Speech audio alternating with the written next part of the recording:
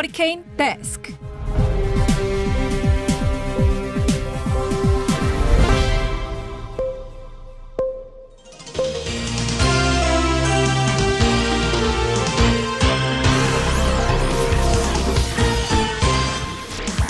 먹고 살기 힘들어도 지나치면 안 되는 세상 소식 전해드립니다. 허리케인 데스크.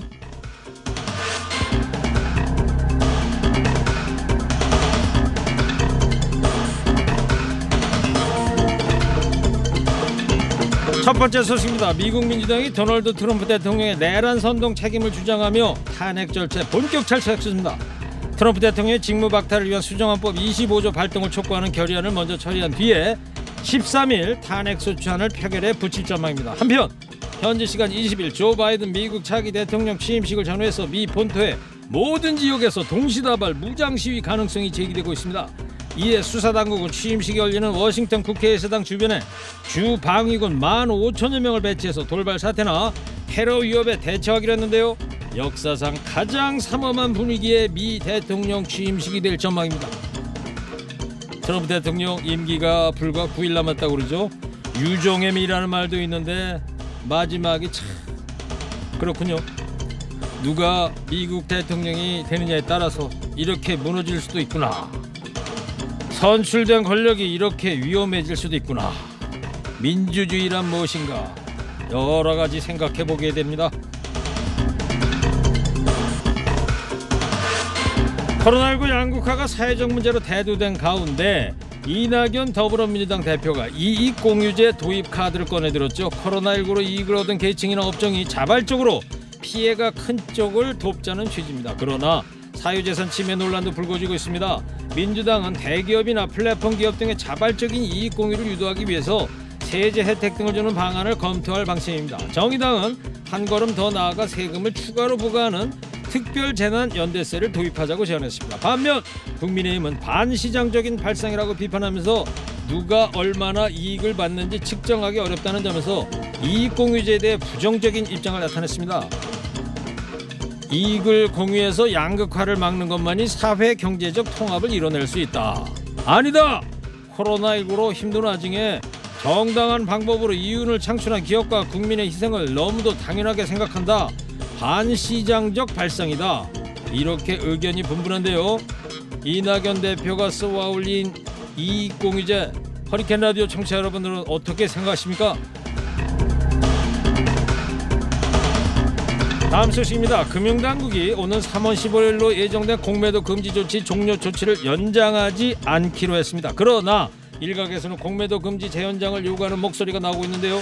양양자 더불어민주당 의원은 공매도가 주가 하락을 부추기고 이로 인한 손해는 오롯이 개인 투자자의 몫이 될 수밖에 없다면서 주식 공매도의 역기능을 완전히 해소할 방안을 마련하기 전까지 금지 조치를 해제하면 안 된다고 강조했습니다. 한편 연초부터 가파르게 치솟던 코스피가 장중 3,200마저 돌파하면서 주식 안 하면 바보라는 말까지 나오고 있죠.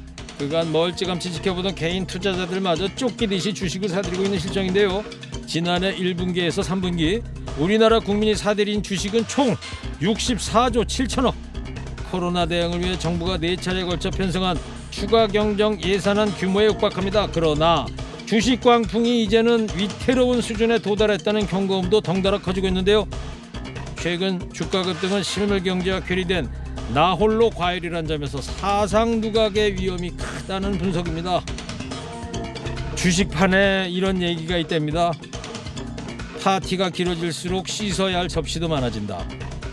좀 열기를 가라앉힐 필요가 있어 보이죠? 남이 하니까 나도 한다가 아니라 내 능력에 맞는 현명한 투자가 필요해 보입니다. 저요?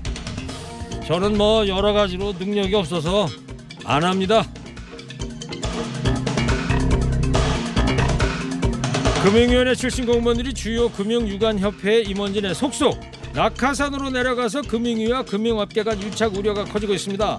은행연합회, 여신금융협회, 생명보험협회는 각각 회장과 전무 자리를 금융위 출신들이 차지하고 있습니다. 금융위 출신이 회장으로 있는 손해보험협회도 새해 들어 금융위 과장급이 전무로 거론되고 있습니다. 금융위가 로비단체를 사실상 접수하는 거 아니냐 이런 말까지 나오고 있는데요. 한 금융권 관계자는 금융위 출신 공무원들의 협회 1, 2인자 자리를 독식하는 것은 이례적인 상황이라면서 금융위가 심하다고 할 정도로 자리를 싹쓸이하고 있다고 말했습니다. 금융위 공무원 입장에서는 자리 챙겨서 좋고, 협회 쪽에서는 정부 쪽과 연줄 생겨서 좋고, 한마디로 누이 좋고 매부 좋은 뭐 그런 관계인 거죠. 그러나 문제는 그 유착관계 피해는 고스란히 금융 소비자들에게 돌아갈 수밖에 없다는 건데요. 저기 저 금피 어르신들, 그 나이에 낙하산 타려다가는 다치기 십상이요. 마지막 소식입니다. 한파가 절정에 이른 지난 8일 경기도 농장에서 일하는 동남아 출신 이주 노동자 A씨의 3평 방은 냉기가 휘감고 있었습니다. 비닐하우스는 국내 농장에서 일하는 이주 노동자들이 숙식을 해결하는 대표적인 기숙사인데요. 보일러도 열풍기도 체감온도 영하 22도의 냉기를 온전히 막지는 못했습니다. 비닐하우스 아랫단은 한 뼘 남짓한 틈이 있어서 찬바람이 그대로 들어옵니다. 이불과 전기장판, 열풍기를 자비로 마련했지만 그마저도 눈치가 보이는지 사장님이 전기를 아까워한다고 조심스럽게 말합니다. 최근에 한 이주 노동자가 비닐하우스 숙소에서 숨진 채 발견된 뒤에 고용노동부가 실태 조사를 했는데요. 이주 노동자 69.6%가 컨테이너, 비닐하우스 등 가건물에 살면서 노동하고 있습니다. 고용노동부는 비닐하우스 숙소를 제공하면 고용허가를 불허한다는 대책을 내놨으나 A씨와 동료들에게 따뜻한 봄은 아직 멀기만 합니다. 이분들이 무더위와 강추위 견디며 가꾼 농작물이 우리 밥상에 올라오는 거였군요.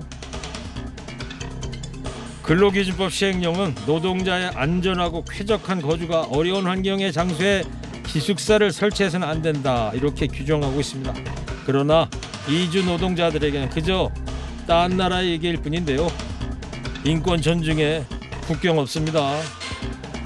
제대로 된 의식주는 사람이면 누구나 누려야 하는 가장 기본적인 권리입니다.